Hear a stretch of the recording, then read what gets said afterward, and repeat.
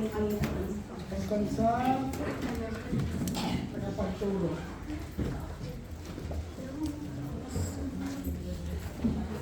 Ayaw niyo pong mag-rin na ako pinakamabait. Sige. Sige. Amen. Praise God. Okay na po ba tayo? Amen. Komportable na po ba? Yung po mga gustong magkape, bibigyan ko kayo ng mga 10 seconds. Your time starts now. 10! Yung mga gusto, parang wala nang tayo-tayo. Ang bilis naman ng media natin. Na magtatayo-tayo mamaya para tayo po ay ano. Sino po inaantok? Wala! Walang inaantok pag may nakita ko. Tutulog-tulog dyan mamaya. Sige. Amen. Praise be to our living God. Palakpakan niya po natin muli ang ating Panginoon. Napakabuti ng ating Lord, no? Napakasarap magpuri sa Kanya. Napakasarap ng mag-enjoy sa presensya ng ating Panginoon. Amen? Okay na po ba tayo? Amen! Amen. So, sige po, tayo pong mag-aaral ng salita ng ating Panginoon. Ang sabi po sa ating topic for today is all about hearing God's voice. So, ang ating pong key verse is nasa John 10:27. Ang sabi po dyan, my sheep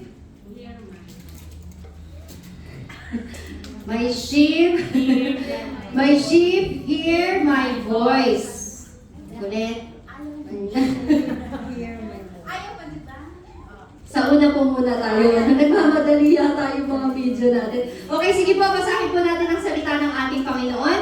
My sheep hear my voice, and I know them, and they follow me. Amen. So, do you know that the sheep hearing is actually a especially adapted doon sa recognizing their shepherd's voice? Alam niyo po ba na ang mga tupa, tama ba? Tupa, no? Tagalog. They are only recognizing their shepherd's voice. Amen? Because yung uniqueness ng voice and uniqueness ng pagkakatawag sa kanila ng shepherd nila ay they are distinguishing it from the stranger's voice. Amen. Sino po yung mga may kakilalang mga nagpapastol? Wala. Walang mga hasyendero at hasyendera din eh. Amen. So, pero yung mga tuba na yan, ang kanilang pina-follow lang is yung boses ng kanilang amo o ng kanilang shepherd. Amen. So, trivia po yan. No? So, they are highly attuned to a specific sounds and tones. So, kunyari, pag tinawag sila ng pastol nila, yun lang yung maririnig nila or yun lang yung ma-follow nila. So, kapag someone or a stranger will call them, hindi sila susunod. Amen. So, kung sino lang yung kanilang pastol, dun lang sila. Or kung sino lang yung kanilang shepherd, dun lang sila sumusunod. Amen. So, bakit? Dahil sila po ay may relationship. Meron silang personal relationship. Dahil sila ay mag-amo. Amen? So, yun yung kapag tayo, may relationship tayo sa isang tao, alam natin, katulad nga nasabi ng ating Pastor Joel last week, na alam mo na, di ba? Alam mo na kung yung tiyapak niya, yung tawa niya, yung paglakad niya, alam mo na kasi meron kayong relasyon or meron kayong deeper relationship to each other like the sheep to his shepherd. So alam nila kung ano yung boses ng kanilang tagapagpastol. Amen? Nag-e-error yung Amen? Nag-e-error ang aking iPad. Ayan, so, sabi po dyan, no? May question po dyan. Ang sabi dyan sa question, sabi po sa question media, ay, is it really possible to hear God's voice? Amen po ba?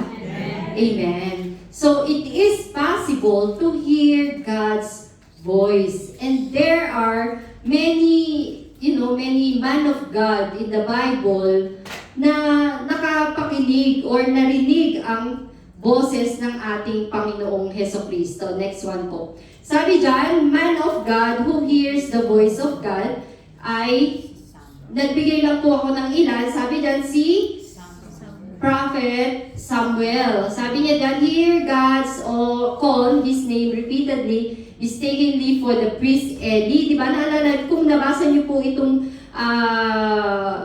yung verse na to na akala niya si Eli or si Eli yung tumatawag sa kanya, siguro mga 3 beses siya na tinawag, pero ang napagkakamalan niya tumawag sa kanya is yung si Eli. Pero ang sabi po dyan, before learning that he has been called, or he hears the voice of the Lord speaking. Sabi niya, speak Lord sabi niya sa answer niya, speak Lord, for your servant is listening. So, yun po isa po yan sa mga man of God na nakarinig ng boses, literal na boses ng ating Panginoon. Then si Abraham, di ba, yun yung time na sinabi ng ating Panginoon na umalis siya dun sa kanyang comfort zone o sa kanyang home na sinasabi na pumunta ka sa ganitong lugar. Diba? So, yan po ay isang example. Mababasa natin yan sa Genesis 12. And Elijah, sabi niya, that he heard God in a gentle whisper after a great wind and fire. So, mababasa po natin yan sa 1 King 19. Basahin na lang po natin, no? Baka akala nyo kasi nagagawa lang ako ng kwento. Pero yan po yung mga nasa sample ng mga man of God na nakarinig ng boses ng ating Panginoon. And then si Peter, di ba? Then si Paul ay kung saan doon po siya ay, nung tinawag siya, ito yung time na tinawag siya ng ating Panginoon na ginawa na siya po ay binulag. So, ang sabi po, may another question na naman. So, tayo bilang mga Kristiyano, no, this is a very vital for us, Christian, to hear God's voice. Amen. So kapag hindi natin narinig ang salita ang boses ng ating Panginoon, magtanong ka na. Amen. So, bakit nga ba? Next slide po.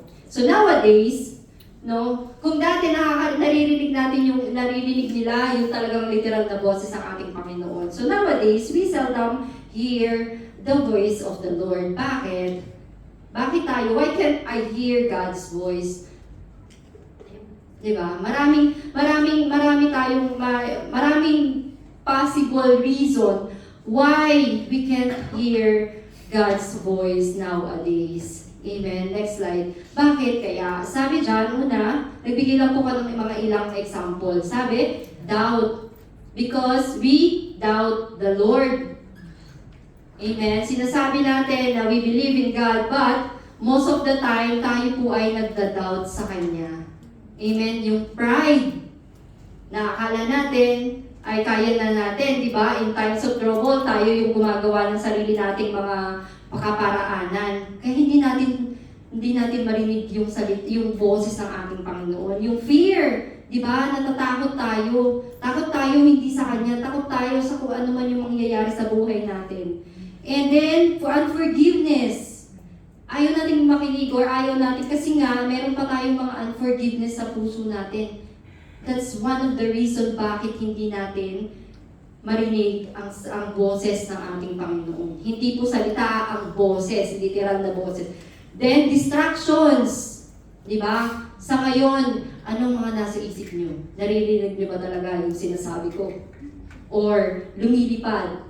Or maraming distractions, di ba? Isa yan sa mga dahilan kung bakit hindi tayo makarinig ng boses ng ating Panginoon. Dahil sobra tayong preoccupied sa mga nais natin sa mundo na to. And then lack of quiet time. Ay, busy ako. Marami pa kaming gagawin, marami kaming ganito, marami akong gagawin sa ganito. That's why we can't hear the voice of God. Amen. Yes, the Lord is there. Diba kanina sabi ko nga na ang tanong nga kanina, no, na is it possible to hear the voice of God? Sabi nyo, yes. Pero bakit nowadays Christians cannot hear the voice of the Lord? Naranasan niyo po ba to? Mami kayo. Yes. Amen. Because I myself, naranasan ko to na nagtatanong nga ako sa sarili ko, Lord, bakit di kita marinig? Lagi naman ako nagbabasa ng salita mo. Bakit hindi ko marinig yung small voice mo? Hindi ko marinig. Naranasan ko po yun na ang hirap pakinggan or ang hirap makinig dun sa kung ano yung gusto niya na sabihin sa'yo. Kasi nga, we are all distracted, we are all having a doubt, we have pride, di ba? We struggle to listen doon sa voice ng ating Panginoon. But, sabi sa next slide, God still speaks today. Naniniwala po ba tayo dyan? Amen. In Jeremiah 33, verse 3, sabi po dyan, no?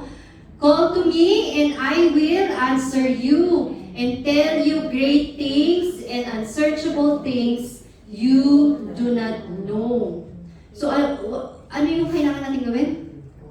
Call to Him, di ba?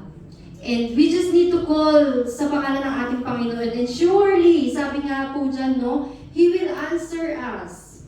Amen? And tell us unsearchable things that we don't know. So God really sure that God surely speaks to the people, to His people. Amen? So, but the question is, do we really listen? Diba? He never stopped talking to us. He never stopped speaking to us from our ancestor, from Abraham, from Isaac, from Moses. Hindi po siya tumigil na kausapin tayo. Hindi siya tumigil na mag-speak sa atin. Amen? But tayo po ang siguro tumigil na makinig sa Kanya. Amen. Amen po. So, sino po ba ang gusto na consistently na marinig ang ating Panginoon? Taas po ang ating kamay. Amen. Sige po, sino po yung mga gusto na consistently hear the word of God, the voice of God? Ako, may mga ayaw. Amen. So, ngayon, kung sino yung mga gusto na consistently, tandaan po natin, consistently hear the voice of God is may mga bagay po tayo dapat gawin. Amen? So, kanina nga, may mga hindrances, sabi na bakit hindi natin siya marinig, bakit hindi tayo makapakinig sa boses niya. Andyan yung doubt, andyan yung pride, andyan yung fear, yung unforgiveness, di ba? Yung distractions, yung ating lack of quiet time. So, may kailangan daw po tayong gawin para tayo po ay consistently na makakinig ng kanyang boses. Next po. So, how to consistently hear God's voice. Number 1, sabi po dyan, next, sabi po dyan, kailangan daw po natin gawin now, Lectio Divina. So, mag-aaral tayo ng Latin. Latin tayo ngayon. Gusto niyo po ba yan? So, Lectio Divina is a Latin words into, ibig sabihin po niyan is divine reading. Amen? So, una daw po pala na dapat natin gawin para tayo ay consistently hear the voice of the Lord is, kailangan daw po pala natin gawin itong Lectio Divina na to, which is the divine reading. And the divine reading is a way of becoming immersed in the scriptures very personally. Being immersed in the Word of God very personally. Amen? Sabi kanina, the sheep hears his shepherd. Amen? And only follows him because they have a personal relationship. Tama po ba? Kanina dun sa may key verse natin, no? The sheep follows his shepherd. Kasi meron silang personal relationship. So, how are we able to have a personal relationship if we don't read His Word? Or how are we going to know Him personally if we don't hear His Word? Amen? So, paano ba natin siya nakikilala? Sa pagbabasa ng salita niya, tama po ba? Kasi, in His Word, andon yung mga attributes, andon yung mga characteristics ng ating Panginoon, ng ating Shepherd. Amen po? So, Lectio Divina gives us the chance to personally, sabi nga, to personally, to immerse in the Scriptures. The Scriptures is the Word of God, very personally. So, meron pala, may 4 na steps itong Lectio Divina na to. Number 1, yung first step is yung Lectio. Ibig sabihin ay reading. Yung Lectio is, tanda mo natin to, ito pong mga word na to is a Latin word. So, itong Lectio na to, which is reading, ibig sabihin yan ay slowly read a short scripture passage several times and listening for words or phrases that stand out. Amen? So, Lectio, ibig sabihin ay pagbabasa. Amen? And then number 2, yung second step is meditation. Meditation. Amen? That means ay meditation. Amen? So reflect on the chosen word or phrase, asking what it means for your life and how you can relate to it personally. And then step 3 daw po is oratio, or parang di ba Tagalog, orasyon. Di ba? Is prayer. And respond to God in prayer, expressing your thoughts, feelings, and needs, asking for grace based on the text that you have read. And then lastly, last na step daw po ng Lectio Divina is contemplation. Ibig sabihin, contemplation, para you will rest in God's presence, savoring the presence, the experience without words or thoughts. Parang magmumuni-muni ka. Amen? So in short, Lectio Divina is not just only reading the Word of God, but soaking to the Word of God, immersing yourself to the Word of God personally. It's just like a deeper action or a deeper thing bukod dun sa pag-quiet time natin. Amen? Mas malalim yung kaya nga sabi ito yung divine reading. It's not just only reading, it's not just only a meditation, but it's a immersion. Yung parang soaking. Kung ano yung nabasa mo, ilalagay mo yung sitwasyon mo dun sa nabasa mo, and then magpe-pray ka, i-meditate mo yun. Kumbaga sa pagkain, nguyuin mo ng nguyuin at lalasapin mo ng lalasapin yung kinakain mo. Amen? It's a very deep action para ma-feel natin kung ano yung gusto ng ating Panginoon dun sa binabasa natin. Amen? So that's the first way kung paano po tayo magkakaroon or magiging consistent yung pakinig natin ng voice ng ating Panginoon. Amen? So knowing Him is more deeper. Amen? Knowing Him, when we do the Lectio Divina, we are knowing Him more deeper. Amen? And having a deeper relationship with Him. So tandaan natin that communication is a key. Amen? Napaka-importante ng communication. Kasi when you are reading, when you are meditating, and when you are praying, you are communicating with the Lord. Amen? You are telling everything to Him. You are saying, or kahit nga minsan hindi tayo nagsasalita verbally, di ba? Sa isip natin or sa mga puso natin, basta tayo po ay nagme-meditate or nagpe-pray, di ba? Kahit walang words. Kasi alam ng Lord kung ano yung nasa isip mo. Alam ng Lord. We just need to do this Lectio Divina consistently para tayo po ay makapakinig ng kanyang boses. Mahirap po ba? Mahirap. Pero sumagot eh. Amen? So that's the first way kung paano tayo magkakaroon ng consistent na hearing ng voice ng ating Panginoon. Amen? Ano daw po yun? Kailangan natin gawin? Kailangan natin ng Lectio Divina. Amen? Number 2. Sabi dyan, number 2, invitare. Invitare. Amen? Ibig sabihin po niyan, it's a Latin word. Lahat po na sasabihin ko sa inyo, it's a Latin word. It comes from the Latin word, ibig sabihin, invite or welcome. Sino daw? Sino yung kailangan natin? Pagkatapos nating Lectio Divina, we have to invite who? Sino?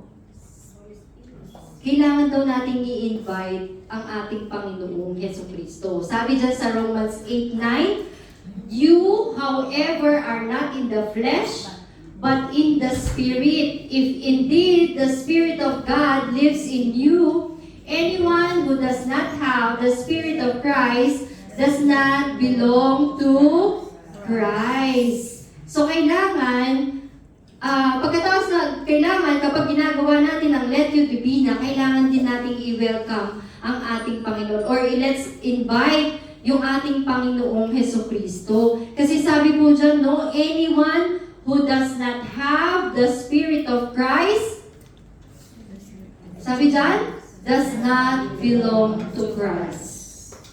Amen? So the second way para daw po natin marinig ang ating Panginoon consistently is we have to invite Him every time. We have to welcome Him every time. Because in John 14:26, but the Helper, sabi dyan, who is our Helper? The Holy Spirit, whom the Father will send in my name, He will teach you all things and bring to you remembrance all that I have said to you. Amen? So because the Holy Spirit is our helper, amen, He will help us to understand ano ba yung sinasabi ng ating Panginoon. He will help us to understand what the Word of God is revealing to us. Minsan kasi ang hirap intindihin. Tama po ba? Sino yung nakaranas na kahit na tayo ay basa ng basa ay hindi naman natin naiintindihan? Amen. Amen.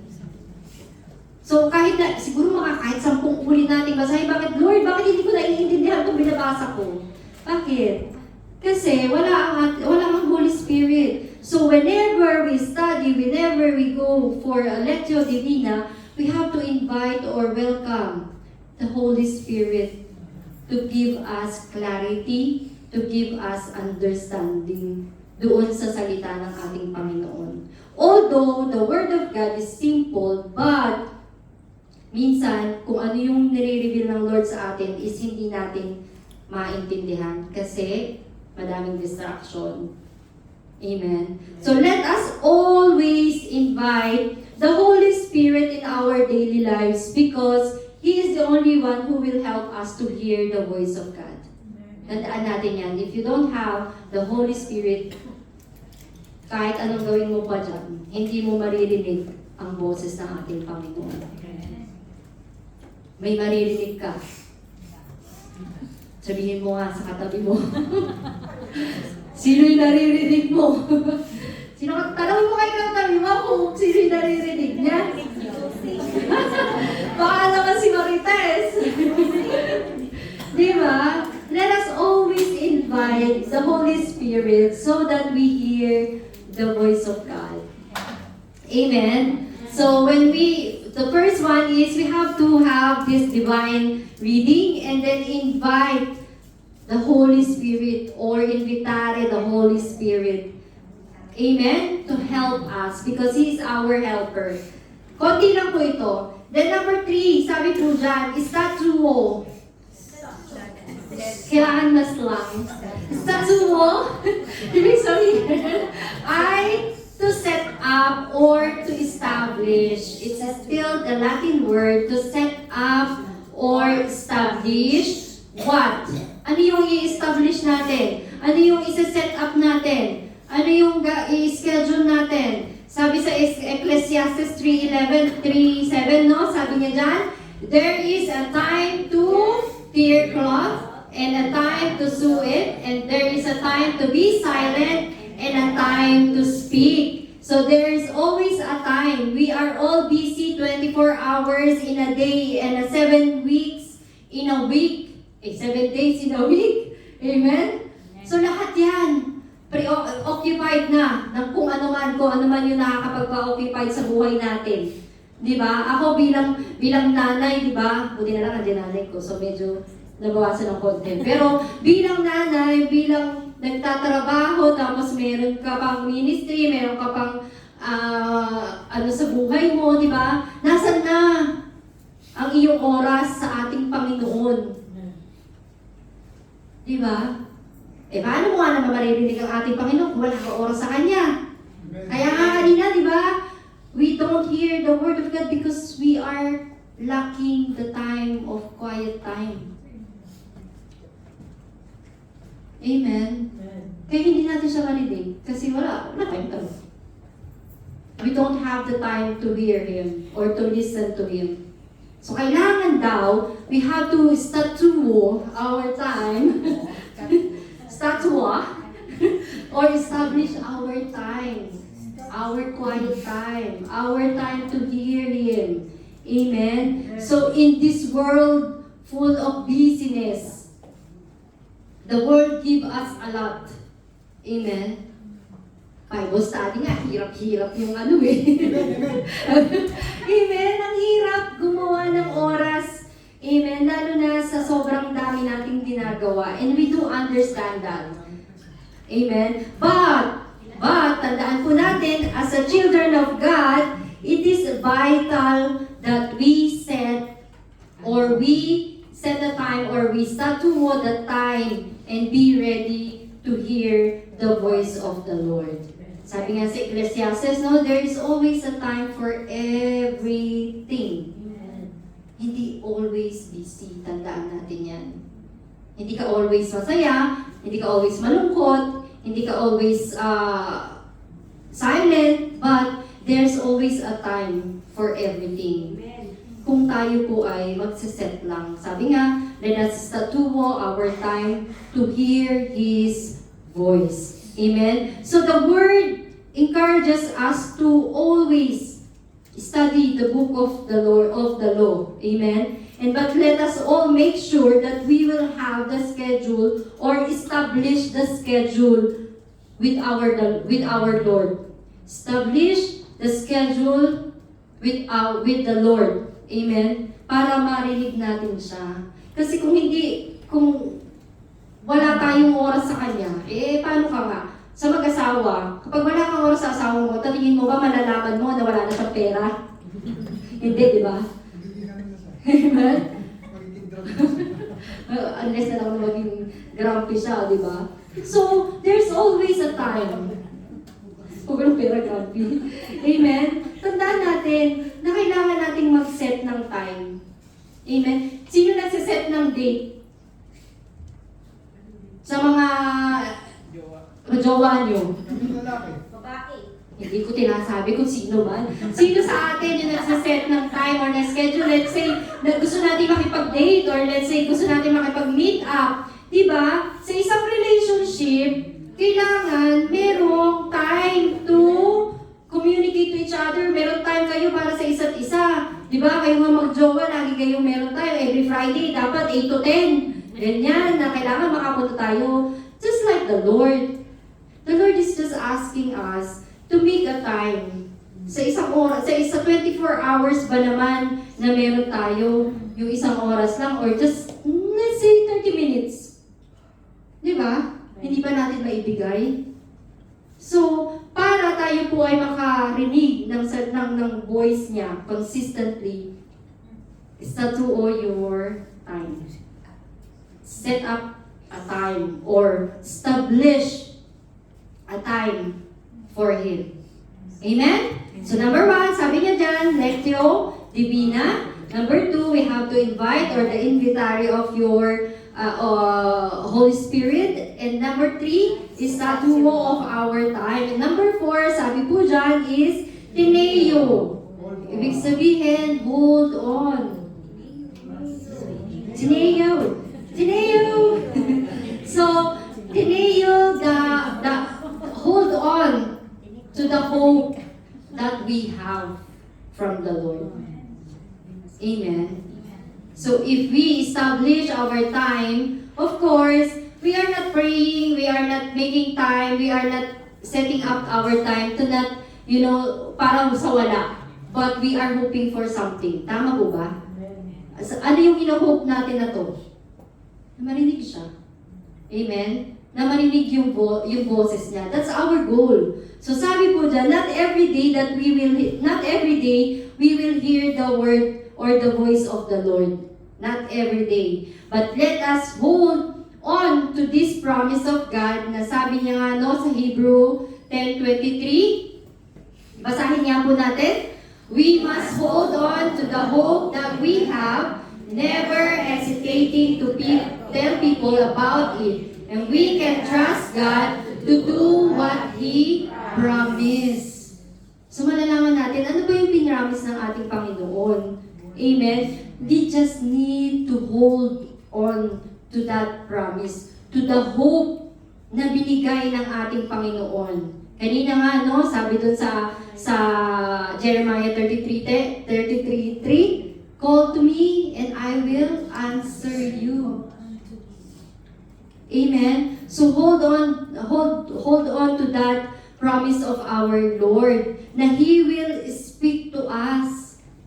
Diba? Na kailangan mag-hold ka dun sa hope. Na huwag kang mawalan ng pag-asa na, Lord, bakit hindi kita marinig? Bakit wala na akong marinig sa'yo? Baka bingi. Diba? Hoy, meron talagang bingi spiritually. Tandaan nyo yan.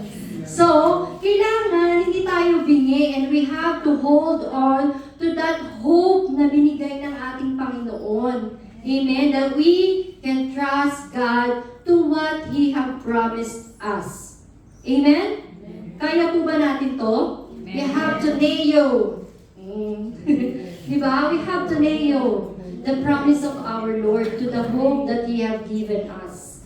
Amen? So, number 5. Mabilis po ba? Hindi. Carry lang. Number 5. Expecto. Wrong spelling law. Wrong. So, wala pong X yan. Expecto. Sabi po dyan, it's a Latin word to look for or to expect. Ano daw yung i-expect namin? Kanina sabi ko, in Jeremiah 33:3, He will, sabi dyan, call to me and I will answer you and tell you great and unsearchable things you do not know. So He will surely answer us when we call Him. Amen? We just need to have the expectant heart and without a doubt. Amen? Without a doubt. Without a doubt. Without a doubt. Amen?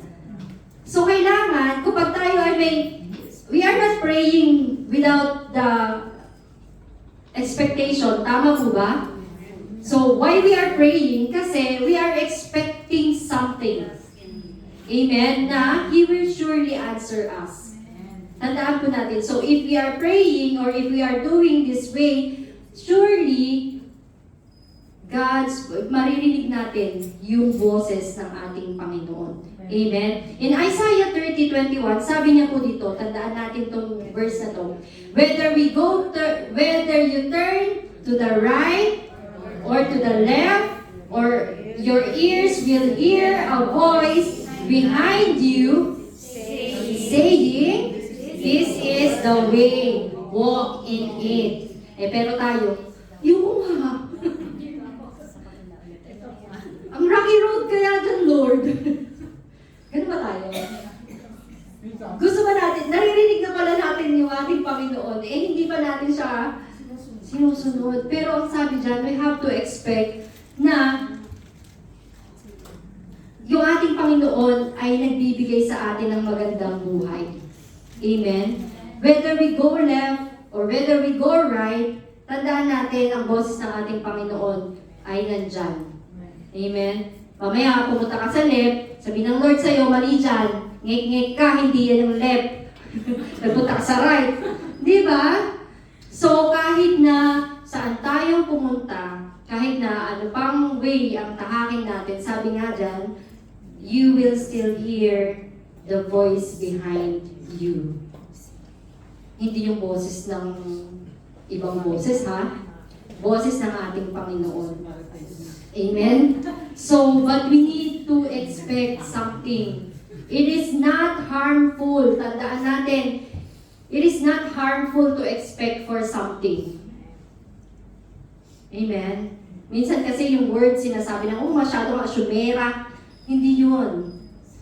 Amen? Bilang Kristiyano, binigyan tayo ng ating Panginoon ng expectant heart. Amen? Kasi why we pray? Because we are expecting for something. Tama po ba? We are not praying na masabi lang na nag-pray. Pero no. As a Christian, as a believers, as a follower of Christ, tayo po ay nagpe-pray because we have this expectation that the Lord will give us whatever we asked for. Amen? So if we are asking for something or if we are expecting the Lord will answer us or will speak to us, then expect na He will do it. Amen? And lastly, sabi po dito, no, ito pinakamahirap eh. Yung pinakamahirap na gawin. Lastly, sabi niyan, nitor. Correct. Iniwala ko na.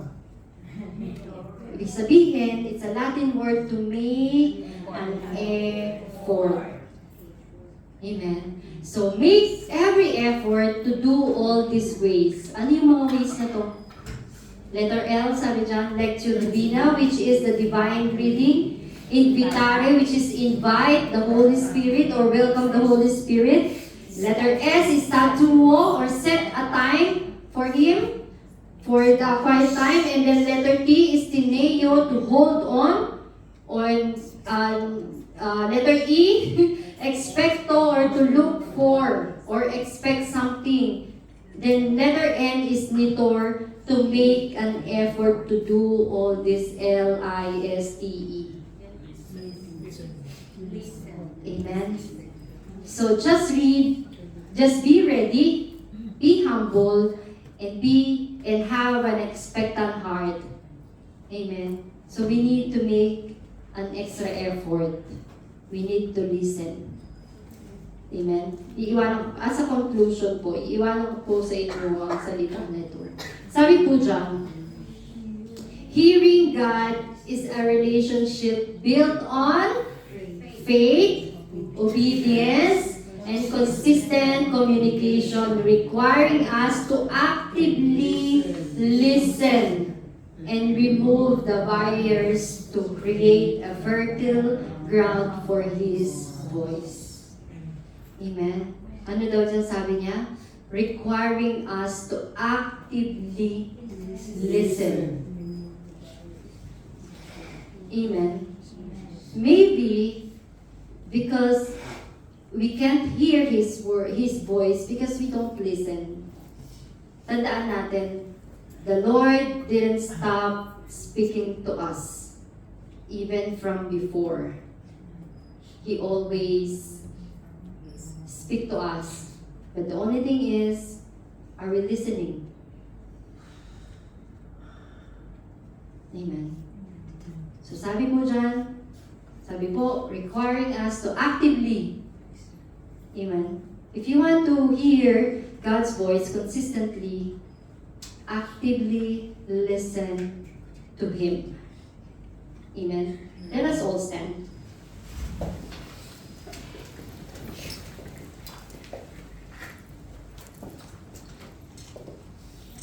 Let us surrender everything sa ating Panginoon. If right now, nahihirapan kang pakinggan or marinig yung boses ng ating Panginoon, talk to Him. And try to listen Ano yung sinasabi ng Lord sa'yo?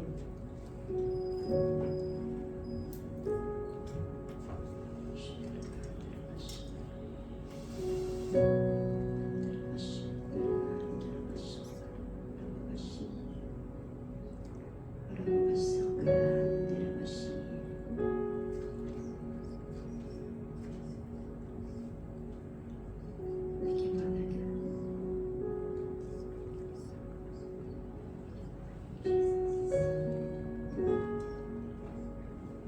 Hallelujah.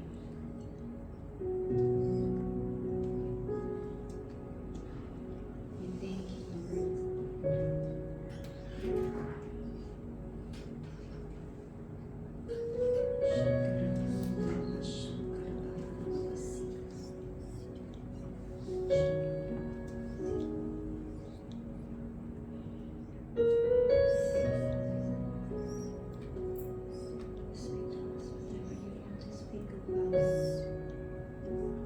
we are here.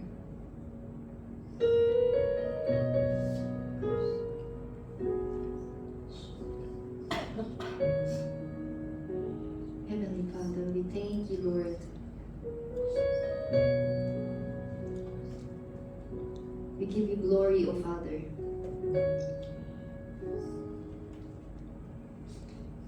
We adore your name, O Lord Jesus. And we cling unto your holiness, O Father. Thank you, Lord, for this time, for this moment. Thank you, Lord, for the word, for reminding us once again, O Father, on how are we going to hear you consistently, Lord. And here we are, O Father God, your children.